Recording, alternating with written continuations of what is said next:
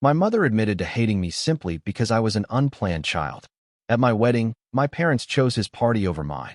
This is about how my family relationship totally collapsed once I married Emily. I am 26, Emily is 25, and I am in my last year of medical school. My mother has consistently given preference to my older brother, Marcus, who is 27 years old, over me. She has loved Marcus since we were kids, and she has never concealed it from me. I'm not sure what it is about him that makes him her favorite.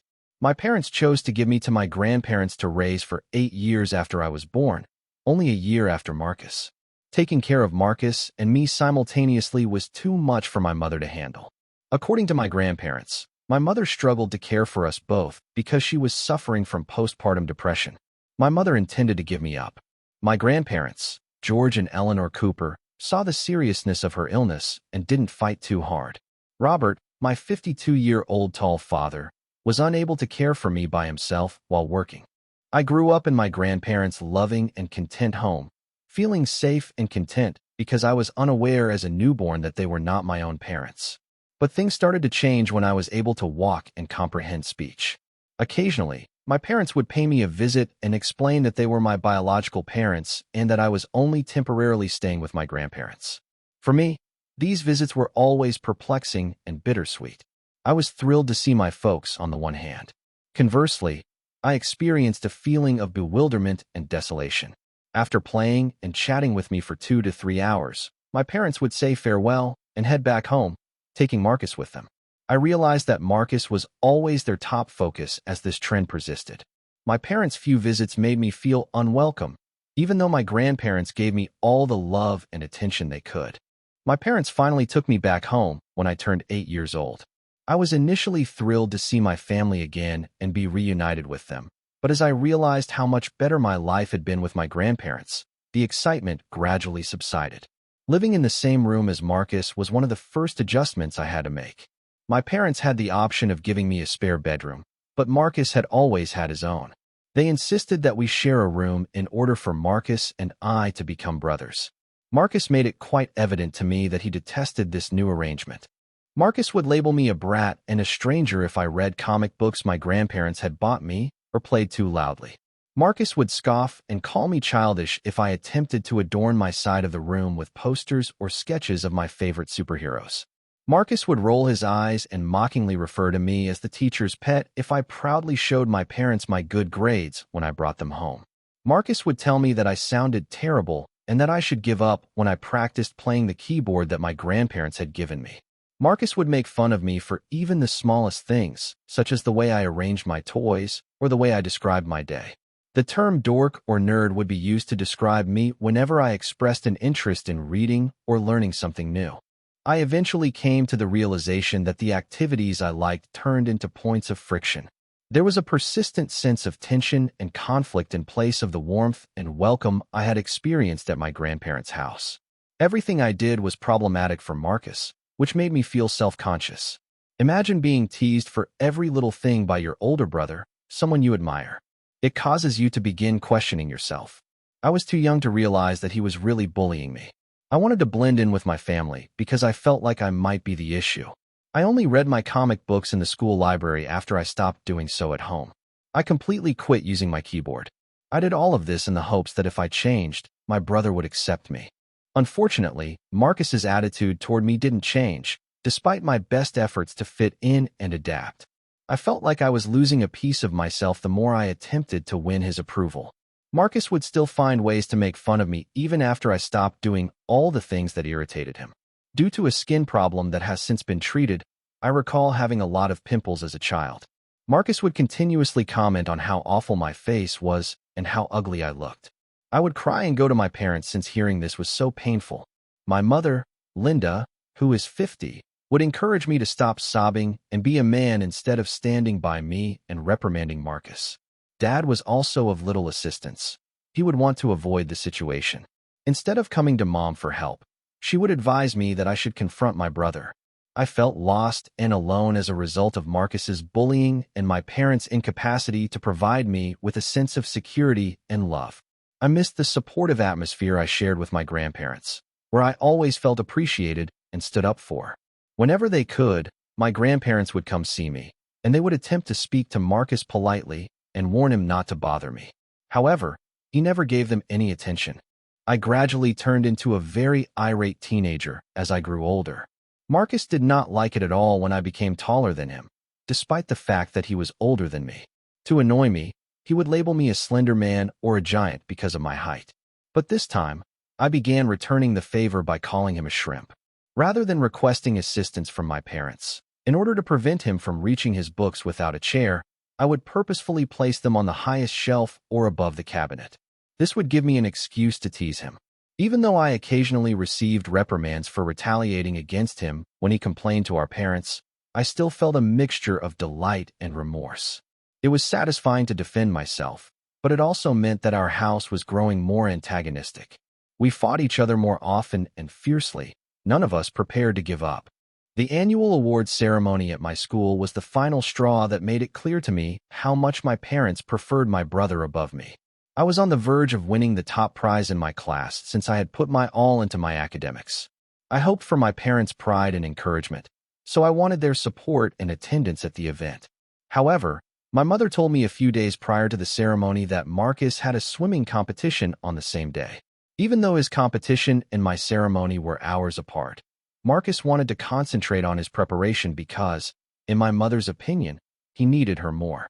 My dad would be there to support me, she told me. I accepted the fact that at least one parent would support me, despite my disappointment. I was taken aback when my dad unexpectedly failed to show up on the day of the awards ceremony. Marcus was having a panic attack before his competition, and my mom apparently contacted Dad immediately to tell him that she needed him there to help Marcus relax. Dad decided not to attend my awards ceremony and instead hurried to Marcus's side. I recall that there were no recognized faces in the audience supporting me when I approached to accept my medal. All I could feel was a deep sense of abandonment and loneliness. Marcus and my dad weren't there when I got home later. When I contacted them, I found out that they were still with Marcus. It took them many hours to return, ecstatic and celebrating Marcus's triumph in his contest. They informed me how wonderfully he had done, and he was holding an award as though it were the most important thing of the year. They gave him a tight hug and congratulated him on his achievements. They didn't even offer me an apology for being absent from my ceremony. It was obviously a sobering reminder of my place in my parents' priorities. In contrast to Marcus, I was often overlooked and undervalued, despite my efforts and accomplishments. Throughout my time in college, this trend persisted. My parents had a great celebration when Marcus was accepted to a nearby public institution, but they hardly noticed my acceptance to medical school. My mother continued to disparage Emily, a talented medical researcher, even after I began dating her. She would say that Emily was too focused on her profession and not enough on her family, and that I should look for someone more conventional, like Marcus's girlfriend. Let's move on to the primary motivation behind this writing. I asked Emily to marry me 6 months ago, and she accepted. I had conflicting responses when I told my parents about the engagement out of courtesy and because I wanted them to hear the news from me rather than from someone else. My mom said nothing, but my dad thanked me and appeared really delighted for me. She then texted me to let me know how disappointed she was that I hadn't given her a voice regarding Emily. I invited Marcus and everyone else to the wedding 2 months ago. Even though he didn't congratulate me after we got engaged, I still didn't feel bad about this and invited him to the wedding. I was a little let down when Marcus unexpectedly denied the invitation without providing an explanation. What really surprised me, though, was when my dad called to let me know that my mom had chosen not to attend my wedding, even though he would be there. I was surprised and inquired as to why my mom wasn't going to my wedding. My dad clarified that Marcus had allegedly scheduled an anniversary party for his girlfriend on the same day. I followed Marcus on social media and knew they had recently celebrated their anniversary, so this news was strange. I chose to speak with Marcus directly to get clarification rather than initially going up against my mother. Even though we didn't talk much, I wanted to treat the matter with dignity and respect. I gave Marcus a call and asked him directly if he was truly not intending to attend my wedding because of the anniversary party. Marcus surprised me by confirming that this was true. He clarified that at first, he and his girlfriend had intended to have a party to honor their anniversary, but they lacked the necessary funds. Marcus acknowledged that he had worked hard to find a unique location for their celebration that was within their means in order to make up for it to his fiancée. Unfortunately, he stated that my wedding day coincided with the venue's only available date. I apologized and politely pointed out that he could have picked a different day, highlighting how much I would have valued his attendance at my wedding. Marcus, however, responded that his girlfriend's pleasure was more important than anything else and made it plain that he wouldn't move their anniversary celebration date to fit my wedding schedule. His remarks were hurtful, and he hung up the phone before I could respond. My mother provided the same old justification she frequently gave me when I phoned her to discuss the matter. She stressed that my dad was already going to attend my wedding, so I shouldn't be selfish and ask her to go too, and that Marcus would be upset if she didn't go to his anniversary celebration. My voice nearly broke as I told her how hurtful it was for me to always feel like she treated me less than my brother. I told her that although she was free to do as she pleased, I would no longer recognize her as a parent. My mother then laughed at what I had said and advised me not to get so worked up over my wedding. I decided to stop talking to my mother completely after the argument we had over her decision to not come to my wedding. My attention turned to making sure Emily had the most exquisite wedding and that our celebration was full of love and happiness. Even though I was disappointed with my parents, I was thankful that my dad kept his word and supported me on my special day. My grandparents, who had previously expected my mom's absence, were naturally saddened and disappointed when Emily and I ultimately were married, despite their encouragement. They had even forewarned my mother in advance, stressing how crucial her attendance was. They were deeply affected by the fact that she still decided not to go. The situation worsened when Marcus posted photos from his anniversary celebration in which my mother was seen drinking and dancing uncontrollably. The way they both appeared to show off their indifference to my feelings regarding their absence from my wedding was the problem, not what she was doing. That's the current situation. Throughout the day, my mother never once phoned Emily or me to say hello or to offer congratulations. Though I'm not sure how to move on, I do know that I can't allow them to continue to harm me in this way. Emily is understandably upset with their treatment of us, particularly with reference to our wedding, but she supports any choice I make. Is my desire to sever all contact with my mother and brother an overreaction? Is it time to accept that they will never change and move on with my life without them? Or should I give them another chance to make things right? First update. My wedding was a month ago, and since then, things have taken an unexpected turn. I got a ton of encouraging notes after I last posted about my mom picking my brother's anniversary party over my wedding. I appreciate all of your nice remarks and guidance. What has transpired since then is as follows. Although my grandparents, George and Eleanor, have always been my staunchest allies, I never thought they would act in such an extreme manner. They told my mother last week that they might take her out of their inheritance and leave me as the only heir. They said that their choice was the result of years of witnessing her ignore me and favor Marcus, not just the fact that she missed my wedding. According to my grandmother, she and my mother had a furious discussion during which she detailed all of the instances of favoritism she had seen over the years. She cited specific instances such as my mother's unrelenting criticism of Emily, the disregard for my academic accomplishments, and her decision to go to Marcus's hurriedly organized anniversary party rather than my wedding. The way my mother reacted to this news was what truly surprised me. She called me nonstop within hours of finding out she might not be able to inherit. She was crying about the inheritance, not our tense relationship or the harm she had caused. When I eventually answered one of her calls, in fact, she asked, "How could you have allowed your grandparents to harm me like this? I am their daughter." Then she made a startling suggestion. In order for her to attend, she recommended that Emily and I conduct another wedding ceremony, this time with only close family members. She said she wanted to put things right after giving her actions a lot of thought. But when she promptly followed up with, "Once we do this, you can tell your grandparents everything is fine between us," her comment seemed false. Her attempt to explain her prior absence by stating, "You have to understand, Marcus needed me that day," was the most bizarre aspect. They had already paid for the location, and his partner was going through a difficult moment. What should I have done? She was still unable to recognize how her decisions had harmed me. Marcus also became involved and texted me in a furious manner. He said that I was manipulating our grandparents and making them hostile to the family. He wrote, "You've always been their favorite, and now you're using that to steal mom's inheritance." He didn't appear to see the irony of his criticism of favoritism. Emily was also contacted on social media by his girlfriend, who said that they were being unkind to Marcus by interfering with their anniversary celebration with all of this family drama.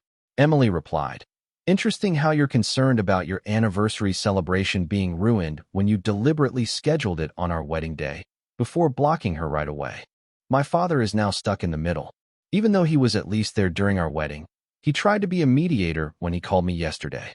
He remarked, 'Your mother truly regrets missing the wedding. Is it not possible for you to perform this minor ceremony for her? It would mean so much.' He was silent for a while before acknowledging, 'She's not handling this well, but she does love you.' After I brought up the fact that Mom appeared more focused on the inheritance than our relationship. Emily and I spoke about holding another ceremony, but we both felt that it would not feel genuine. 'A wedding isn't just a photo opportunity,' Emily said. 'It's about sharing love with those who truly care about us. Your mother had the opportunity to attend, but declined. The fact that my mother has begun to alter history is especially upsetting. She is explaining to her family that she was forced to miss the wedding since Marcus needed her assistance during a trying moment. Conveniently, she is omitting the fact that it was an anniversary celebration that was purposefully planned on the day of our wedding. Mom's sister, my aunt, called me lately to tell me about something fascinating. It seems that before the wedding, my mother had informed her that she was teaching me a lesson by not going. She assumed that I would abruptly give in and move our appointment to accommodate Marcus's party. She was truly surprised that I had planned the wedding without her when that didn't occur. Last week's phone conversation with Marcus was the most illuminating. Perhaps driven by resentment over the inheritance issue, he revealed in a rare moment of candor that there were other dates open for the anniversary celebration. His fiancée thought it would be lovely to celebrate on the same day as a family wedding, so they decided on our wedding date out of a number of alternatives. "You've always had everything handed to you by our grandparents," he said chillingly when I questioned why he would intentionally harm me in that way. "It's time you experienced what it's like to be disappointed." Through it all, Emily has been my pillar of support. She made a point that I hadn't thought of. My mother's sudden desire for a fresh ceremony isn't motivated by a want to commemorate our marriage, but rather by her wish to appear as a caring mother for our grandparents. Emily claimed that if she truly wanted to make amends, she would be expressing regret for years of favoritism rather than only attempting to set up a photo op. I am steadfast in my resolve to forego another ceremony. This is about upholding boundaries and self-respect, not about retaliation or retribution. My mother had the chance to be present on one of the most significant days of my life, but she declined. That fact cannot be altered by any number of contrived pictures or theatrical rituals. I'm currently not in communication with Marcus and only have sporadic contact with my parents. My grandparents have been quite supportive of this choice, telling me that sometimes the best course of action is to avoid harmful people. I'm resolutely pursuing my medical education while Emily and I concentrate on creating our future together.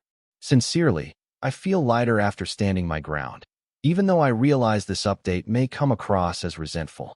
Yes, it is difficult to know that my brother purposefully attempted to overshadow my wedding day, and it is painful that my mother is more concerned with her inheritance than with our relationship. However, I'm not questioning myself or attempting to win their approval for the first time in my life. Perhaps learning to accept the family we have while forming the family we require is what it truly means to grow up. Update 2.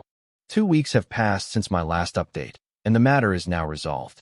My grandfather, George, called me yesterday to let me know that he and Grandma Eleanor had formally created new wills that excluded my mother entirely and named me as their only heir. Even though I had expected this to happen following my previous post, it still surprised me to hear it formally. My grandfather clarified that my mother's treatment of me wasn't the only factor in their choice. They think that I would be able to care for them in their later years more effectively than my mother could. He said that they had faith in my abilities to handle their money sensibly as a future doctor, and that "we trust you won't abandon us to a care facility unless absolutely necessary." As you might imagine, my mother, Linda, has not been pleased with this news. She has been phoning me nonstop and messaging me, saying I have no right to inherit anything from her parents and that I have deceived her. Despite the fact that I haven't gotten anything yet, it seems as though she believes I'm stealing from her. She reacted with charges that I had swayed them in my favor when I adamantly advised her to speak with my grandparents directly about her concerns. I reminded her that any modifications to their will were a direct result of the things she had done over the years that had caused friction between us and affected their choice. As our disagreement heated up, she revealed something extremely upsetting. In a moment of unadulterated honesty, or maybe resentment, she expressed her wish that I had never been created. She accused me of creating her postpartum depression and disclosed that I was an unplanned pregnancy. The most startling aspect was when she acknowledged that she had originally thought about placing me for adoption in order to get rid of me, but she changed her mind due to her parents' conservative beliefs and chose to have them take care of me instead. With Marcus, things were always easier, she remarked. He never required the same level of care that you did. I never felt inadequate as a mother because of him. At last, her comments clarified everything. She was partial to Marcus because she felt guilty and resentful of me, not because she wanted to love him more. For the first time since the wedding, I contacted my father, Robert, following that chat. He told me that he never regretted having me, even though he admitted that some of Mom's statements regarding my unplanned pregnancy and her battles with postpartum depression were accurate. He genuinely apologized for the first time after I told him how their years of favoritism toward Marcus had terribly wounded me. My dad has acknowledged my decision to give me some space. Even though I'm not sure how we will continue to be friends, he now appears to realize how his passive part in my upbringing fueled the dysfunction in the family. Given how much I admired Marcus when we were younger, I sent him one last text telling him how he could have been a better and more encouraging brother when I moved home with our parents. I talked openly about how lonely I felt growing up with our grandparents and how much I desired his approval. I made it plain that I had no grudges toward him for being Mom's favorite. He didn't choose that, but I informed him that he had the option to be a supportive part of my life rather than compete with me as an elder brother. I also expressed my disappointment in him and said I was ending our connection. His number is blocked, and I don't currently have any plans to unblock it anytime soon. Throughout it all, Emily has been my staunchest ally. Every day she reminds me that family is about individuals who choose to love and support you without conditions, not just genetic ties. Together, we're concentrating on creating our future, and I know that I can handle any obstacles that may arise because she is at my side. Although hearing my mother's admission about my birth and her animosity toward me was upsetting, it was also somewhat freeing. At last, it clarified the pattern of conduct I had encountered throughout my life. Even though it doesn't always make the hurt go away, realizing why someone injured you might help you realize that their behavior was never motivated by your value as a person. I appreciate all of your help along the way, Reddit. When I was doubting myself, your messages and remarks kept me going. It really helped to know that I wasn't the only one who had to deal with familial favoritism.